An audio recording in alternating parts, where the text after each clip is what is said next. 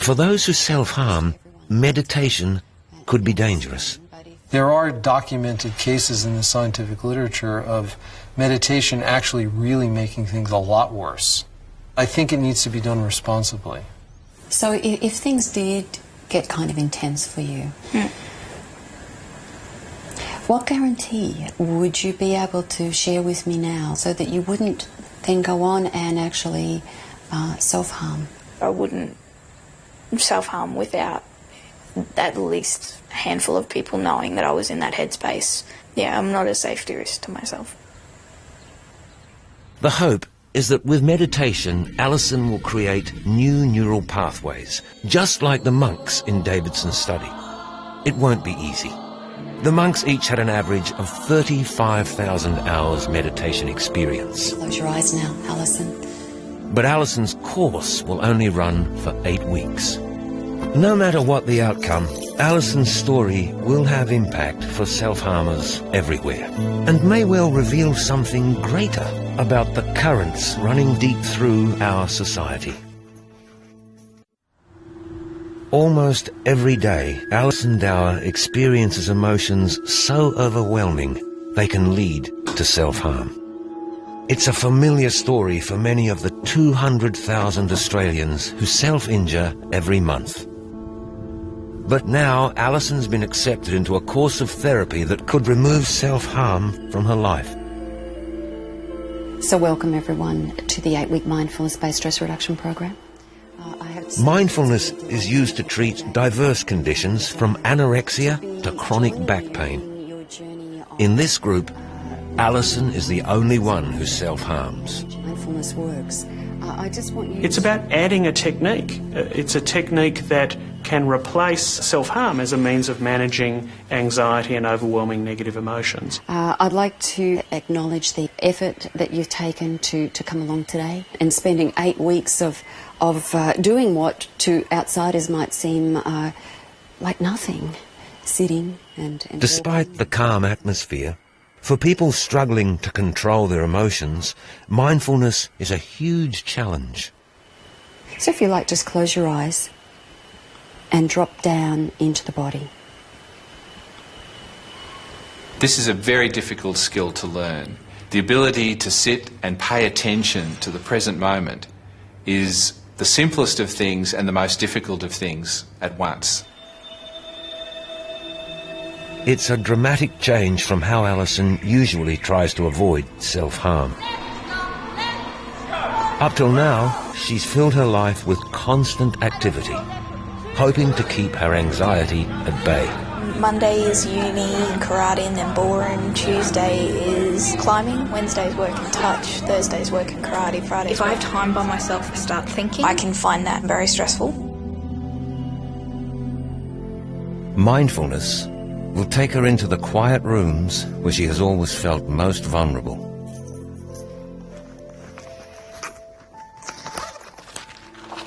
My biggest challenge will be on those days where I have to fight to get out of bed to go to work. I'm really going to have to fight to do these exercises. In addition to her weekly group sessions, Alison must be motivated enough to meditate at home alone every day.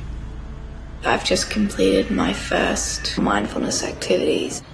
I feel a lot more relaxed and ready to get on with my day. Today is Thursday. I woke up not feeling particularly motivated yesterday, and I let that get the better of me, I guess, and I didn't get out of bed till too late. Then I said I'd do it at night, and that never happened, and so didn't do one yesterday. In the 3 days that I've been doing this now, I've had a rough one. I'm not perfect, and I do have days like this, and fairly frequently. Alison is trying to cope without resorting to physical pain. But for many, it remains the only answer. The emotional pain I can't deal with, the physical pain I can. The emotional pain actually scares me. I don't know when I go to sleep if I'm going to wake up with the emotional pain. I don't know that. I'd rather feel physical pain than emotional pain. But physical pain it's helping you get through it. It's a way of letting out my emotions inside on the outside. Overwhelming anxiety is only one reason for self-harm. While many, like Alison, use physical pain to cope with feeling too much, others, like Elise Chieli, are the complete opposite. They feel nothing at all. When nothing is all you feel, like when it's just like a numbness that's just like a blackness, detached and not connected with your body, like your physical self is different from you. I think that's when my self-harm got really, really bad, and it spiraled out of control to a point where I was harming myself and still not feeling anything. And so I was really questioning whether I was like a person. The numbness Elise experiences fits a neural pattern called dissociation. It's a clue to her self-harm and her childhood. When Elise was 5, she was sexually abused.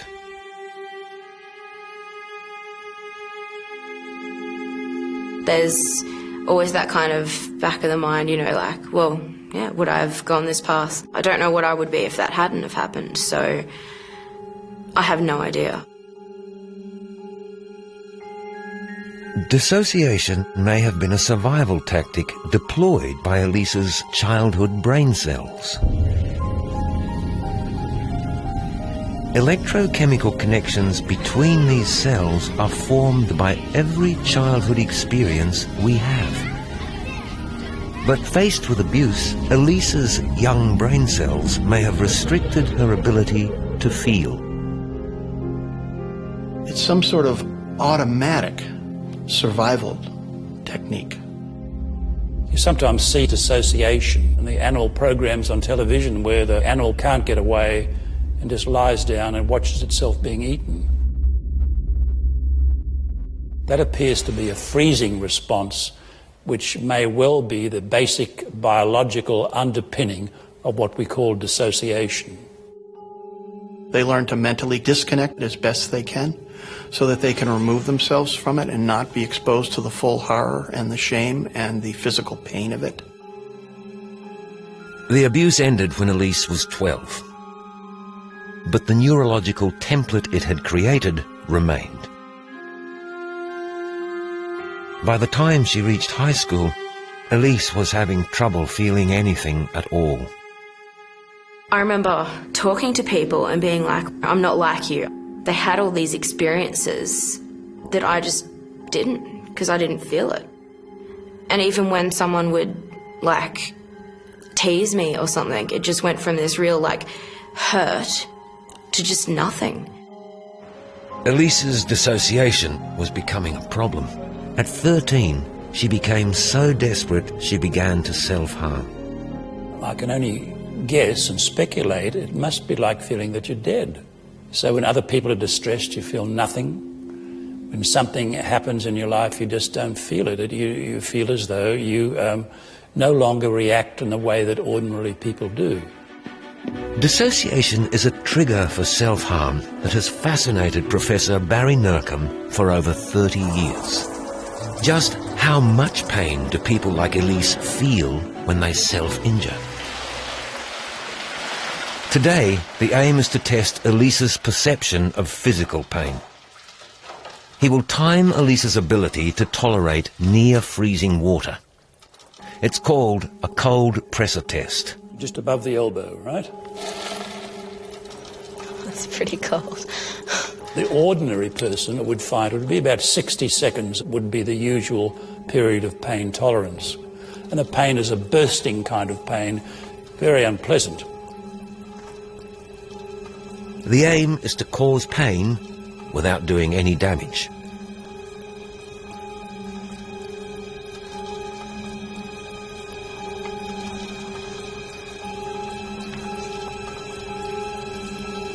That's a minute. Keep going until you can't tolerate it any longer. If people have high tolerance for pain, does it make their potential for self-harm worse? Do they have to damage themselves more to gain any effect?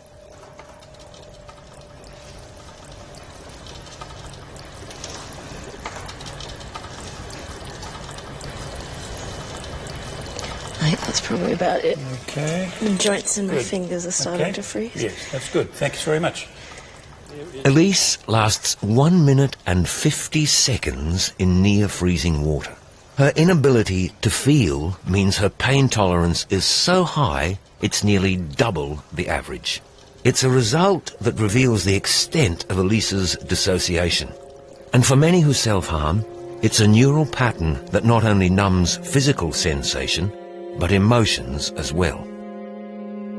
One thing that's important to make clear about dissociation, it just happens automatically. You're now wired that way. You feel like you're disintegrating. You're evaporating. That's what people say about dissociation. It's not mildly uncomfortable. It's terrifying. They will begin to do whatever it takes to feel real. And it's particularly the sight of blood that makes them feel real and connected to themselves again. Many, like Elise, may not even feel the physical effects of self-injury at the time, and it's this that can expose them to even greater danger. I was terrified. I was like, what have I just done? But I was also relieved. I was trying to maybe prove to myself that, I'm human because I'm bleeding, I'm human. It was more the sight of seeing myself bleed that made me feel human, and then it just became a ritual. I was probably self-harming at least once a day, if not more.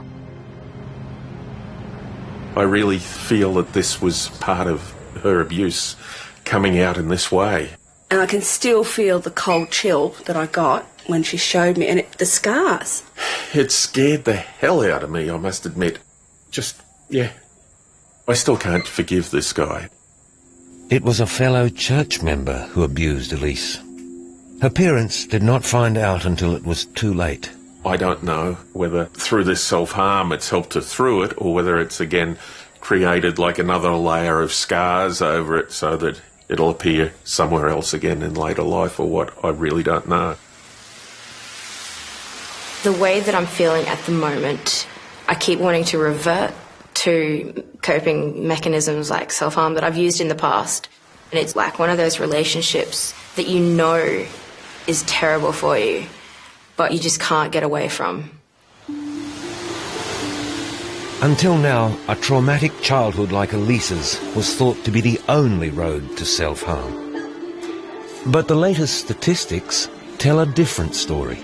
It would be a mistake to suggest that the new emerging group of healthier self-injurers, which I know is odd language to use, but it is accurate, it's a mistake to jump to the conclusion that, self-injury, therefore there must have been abuse. That's not always the case.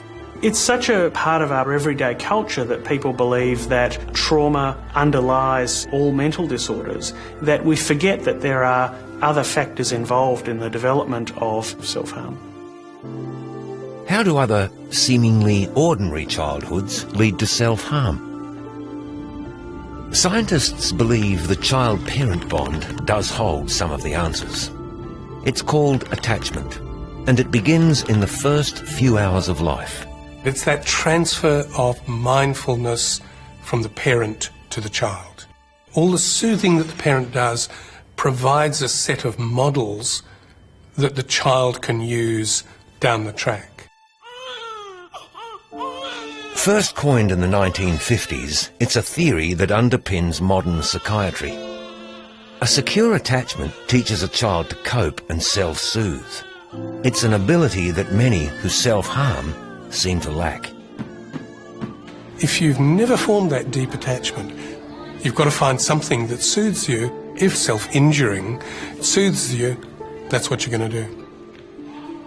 When you get to the worst state, it could be the tiniest little thing. You could spill milk or something, and that's what pops into your head to do it, to make yourself feel better. Small things that could have been manageable could have been the end of my life. Dad didn't get something at the supermarket. I could be angry at that, and then